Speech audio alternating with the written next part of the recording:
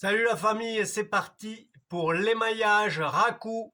Dernière étape pour toutes ces pièces décorées. Qu'est-ce que c'est l'émail raku?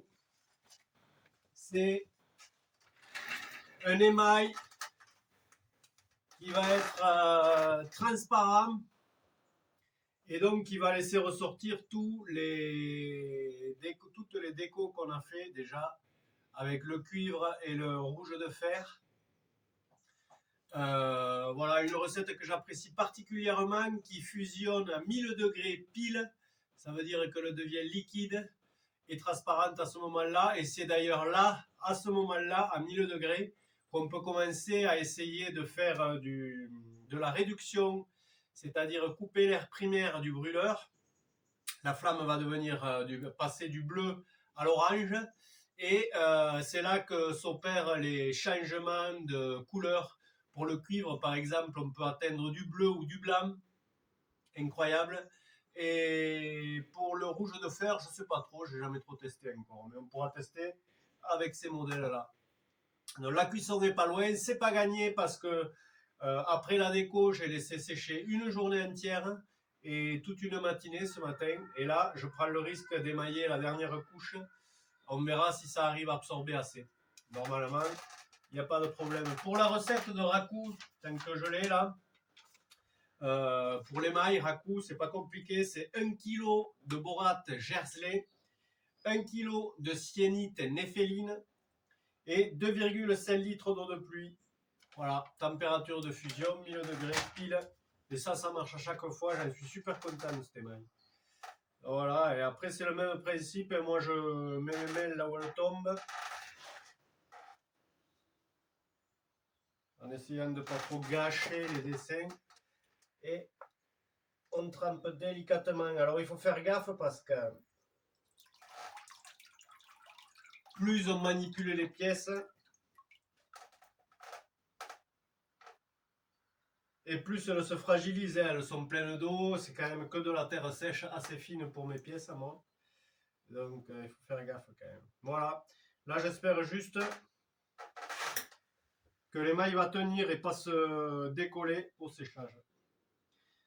Parce que la dernière couche elle est importante quand même, dans le sens où c'est ce qui va faire la...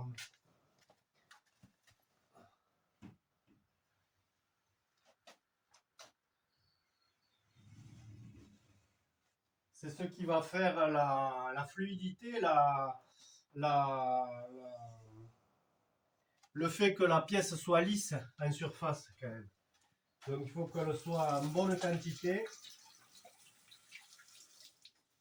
et que surtout elle ne se décolle pas, quoi. Voilà, alors après chaque pièce il faut se laver les mains. Là j'ai vu que le mélange n'était pas hyper fluide, donc je vais le remélanger un peu. Et Féfé, ouh Féfé, elle s'habitue à YouTube. Tu viens me voir? Tu viens me faire un câlin ou pas? Au lieu de te rouler sur la route, en plein milieu en plus. Tu viens là, Féfé? Non.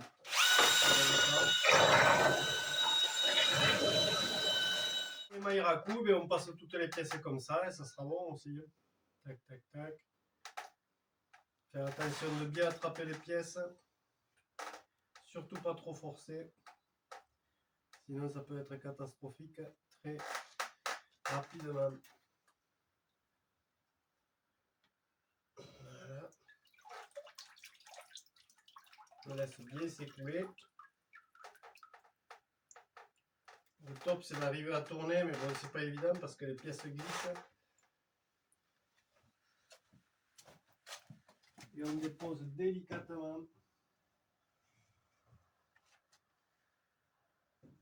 au séchage.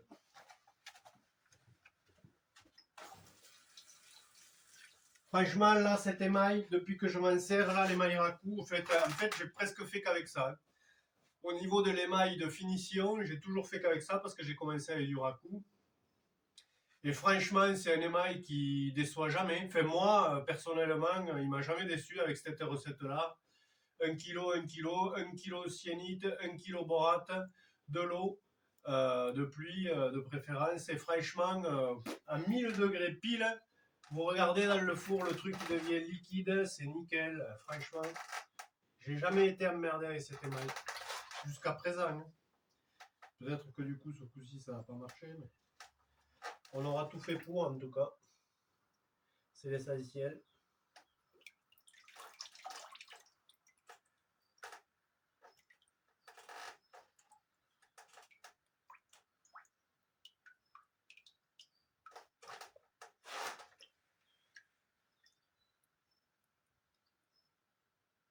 Voilà, après cette série là, ben, ces pièces seront prêtes hein, à la cuisson. On va les laisser sécher 4, 5 jours, une semaine, je sais pas. Et puis on pourra s'attaquer à la cuisson. On va finir de décorer celles qui sont avec la sigilée. Parce que celles-là sont pas finies encore. Hein. Elles ont eu leur deuxième couche de sigilée là, hier. On va laisser sécher un jour ou deux. Et on fera la déco dessus, je pense, comme les mêmes décos que là, c'est-à-dire que sur les deux couches de sigilé, je mettrai sur les verres des coulures comme ça et des points. La même chose en fait. Sachant que la couche de sigilé va me faire tourner le dessous des verres dans les tons blancs cassés. Ça devrait être joli, je pense, avec des coulures comme ça et des points, ça pourrait le faire. Et voilà, on va faire à peu près les mêmes décos que là. Hein. Sur les bols, je ferai pareil, les lèvres, et puis quelques éclaboussures et un point. Ou des pleins comme ça, on verra. Enfin, je sais pas. On verra quand on le fera. Allez, les noirs, tout.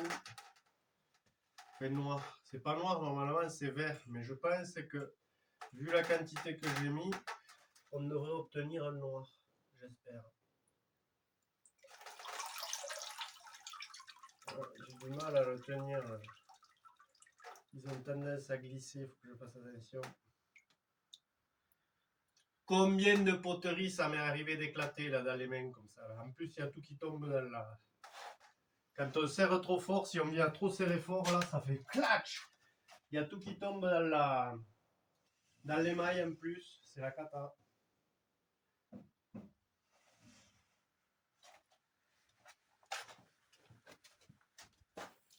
Voilà, là, le fait de faire, par exemple, là, ce que j'aime beaucoup, le fait d'émailler comme ça avec les doigts, d'attraper tout à pleine main, ça fait des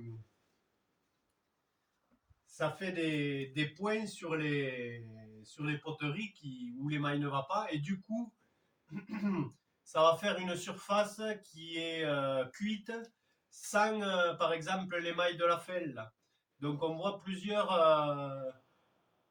effets de la fabrication non cuits, même des fois ça va jusqu'au tesson en fait. Et c'est cette surcouche que j'aime bien voir sur les bols. Il y en a plein qui diront oui mais ça fait sale, et moi j'aime bien parce que quand on observe un bol comme ça, on arrive à voir qu'est-ce qu'il a mis en première couche le potier, quel oxyde il a mis après, etc. Comment ça a cuit, tu arrives à deviner beaucoup plus de choses avec ça. Voilà, c'est pour ça que je le fais. Et puis bon, du coup, ça rend un peu unique mes pièces, je trouve. Après, hein, on n'est pas obligé de tous aimer.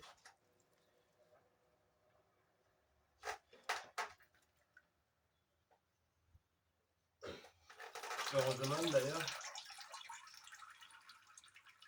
J'espère que je vais réussir quelques trucs. Là. Ça serait bien qu'il y ait de jolies pièces à la sortie. Parce que ça demande pas mal de boulot, mine de rien. Vous avez vu, depuis qu'on a commencé, là, l'émaillage, le coulage, nettoyage des lèvres, tout ça.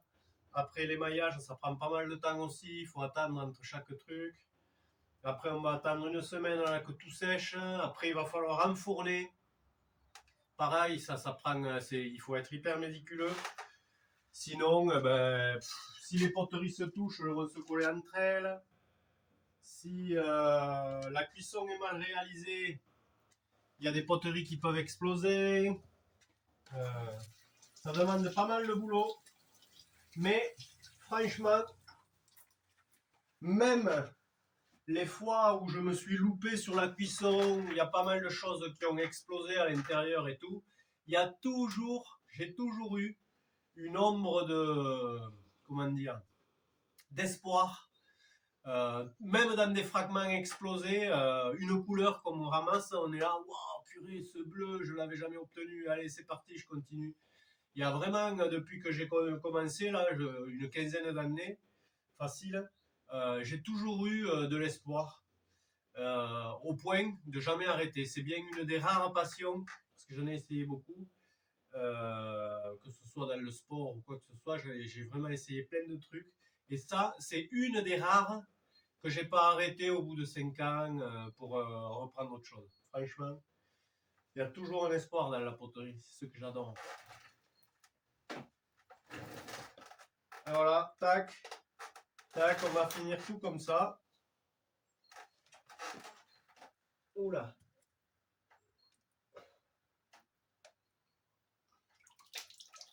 La petite, j'ai failli mal l'attraper. Elle a failli m'échapper dans le bain.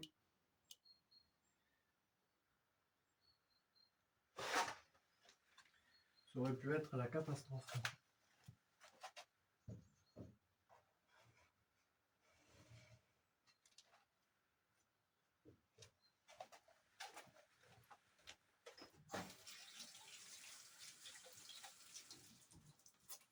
Et voilà. Bon, mais je vais finir. Je vais finir de tout passer comme ça. Et puis, je vous reprends juste pour vous montrer l'état des poteries juste après émaillage. Voilà la famille. Voici la production. À l'état de séchage. Dernier séchage pour de bon. Pour toute cette partie là. Voilà, ça c'est l'émail raku. Je mets qu'une couche. Ça suffit largement. Alors ce que j'aime bien quand j'émaille à main nue, vous voyez là par exemple, l'émail n'a pas été à cet endroit-là puisque j'avais mon pouce sûrement. Et j'ai sans faire exprès mis mon pouce sur du rouge de fer. Alors ce qu'il y a de bien là, c'est que toute la partie d'à côté ici, autour, on va voir ce que fait la terre avec l'émail. Mais sur la partie rouge là, par exemple, on va voir à la cuisson comment l'oxyde de fer réagit sans la protection de l'émail raku par-dessus. Et ça, j'adore. C'est pareil sur la tasse d'à côté, là, apparemment, mais ça sera avec du verre de cuivre. C'est pareil, quand il est hyper dosé, comme je l'ai fait là, normalement, ça sort du noir anthracite, noir, et quand il n'est pas protégé d'émail, souvent il devient mat. Et ça aussi, c'est des choses que j'aime bien voir. Ça fait plusieurs expériences là-bas. Sur celui-là, par exemple, il y a la faïence directement. On va voir que la couleur du tesson faïence cuit sans rien dessus, avec les différences juste à côté. C'est ça que j'aime beaucoup. Celui-là, là, on voit mon pouce, pareil, j'ai appuyé sur le, sans me faire exprès, sur du verre de cuivre. On verra comment ça va réagir. Voilà. Je suis tout excité. J'espère que cette couche d'émail là va tenir. Si elle tient, c'est top. On pourra mettre dans une semaine tout ça en cuisson, hein. Et puis toute cette partie, eh bien, il manque la déco à faire. Je vais faire exactement les mêmes décos qu'en bas. Sauf que là, du coup, les deux couches de sigilé qu'il y a dessus va faire tourner le tesson vers un blanc cassé. Donc voilà, il y aura après, je vais mettre les lèvres avec un peu de vert et de rouge là, comme j'ai fait la dernière fois. Les poings avec l'éponge et quelques petites éclaboussures et les verres pareil, coulure et poings. Voilà. Bon, mais la famille, un de ces quatre, j'espère que tout va bien se passer pour la cuisson. Et de toute manière, vous le verrez parce que je le filmerai. À bientôt la famille, portez-vous bien, tchuss.